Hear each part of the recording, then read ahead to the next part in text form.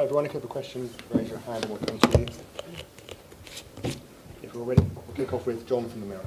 Hello, Mikel. That was some response from the team and the two goal scorers as well. I think the whole team. I think I cannot be prouder and happier for what I've seen out there, but especially the way we lived the last 72 hours, because I think this game in particular needed some context. And after what happened against Wolves and the manner that we lost 2 points in the last kick of the game, it was tough. But that's the beauty of this game. I mean, there is no explanation watching the game back how the hell you draw that game. From any angle, you watch it back, I said, it's impossible. You have to watch it again and say, it's not going to happen.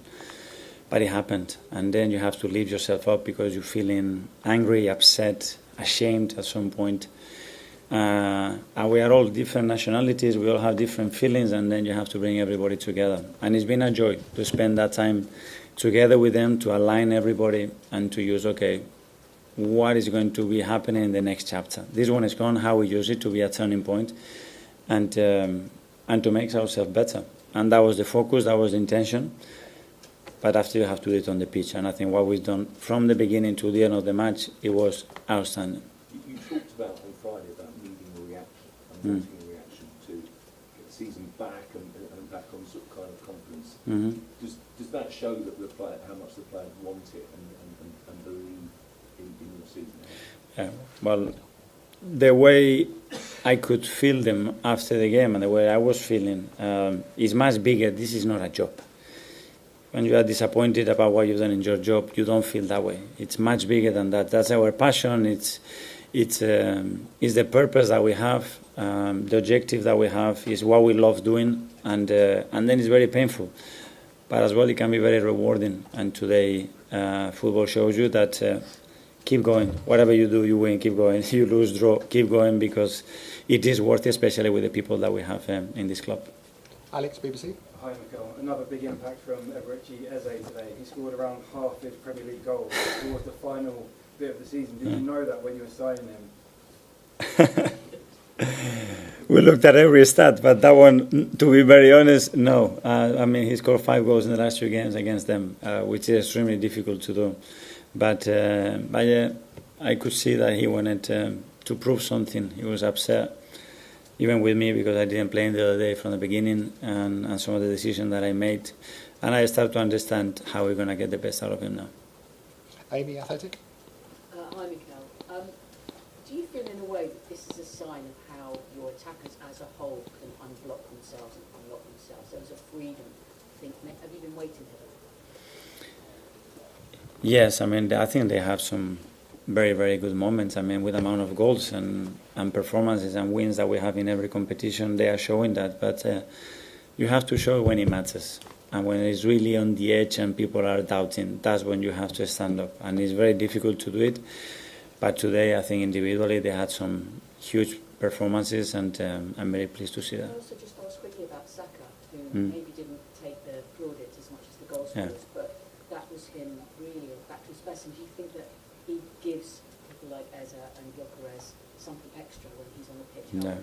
I loved his attitude, his presence, how dominant he was in the game from the beginning. The first few actions immediately is like he wants to grab the game and he really wants to say I'm here. And that's what I love. He didn't score, but he was in every action. And as you said, I think he was really, really good. Tom Reach. Hi, Mikel. You mentioned the doubts, and it seemed that Spurs wanted to weaponise that, but the PA announced before the game said they're worried, they're nervous as hell in its description before the game.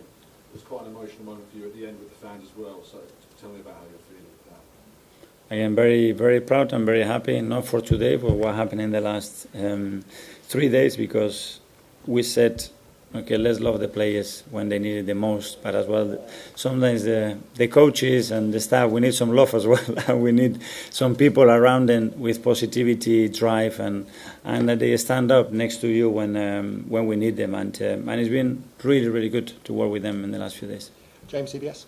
I don't know if you've sort of had an experience in your playing career like Eberechi's had, over the last few months in these games against Spurs.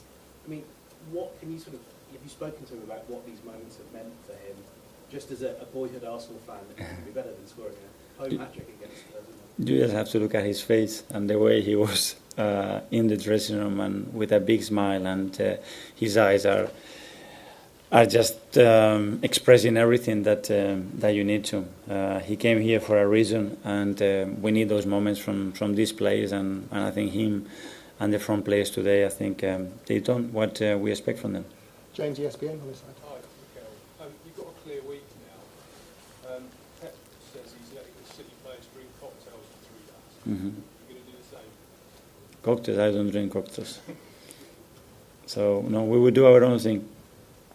Miguel from the Independent. Just on that, I mean, because it's the first break for 2 months. I mean, what's the effect of that being of just constant football, and how important was it to get that win before a break like that? Yeah, well, really, really important because obviously the amount of games that we are playing every competition is just incredible, and today gives you a chance to actually take a little breath, analyze what we're doing, and go again till the international break. That's we're gonna have a lot of games again. Okay, last two. Ollie from the Mail. Hi, Mikel. Hi. You mentioned the phrase turning point there just a couple of minutes ago. Does it feel like that today after everything you've been through, that you've talked about the last few days? It was a huge result today, a lot of pressure on you and the players. Does it feel like a turning point? Well, it feels like we show what we are made of, but then you have to show it again and again and again, because if you have to just analyze how you feel after every game, I mean, it's a massive roller coaster and it's not sustainable. So we've done great today. I think we are very proud of the manner that we won the game, not only the way that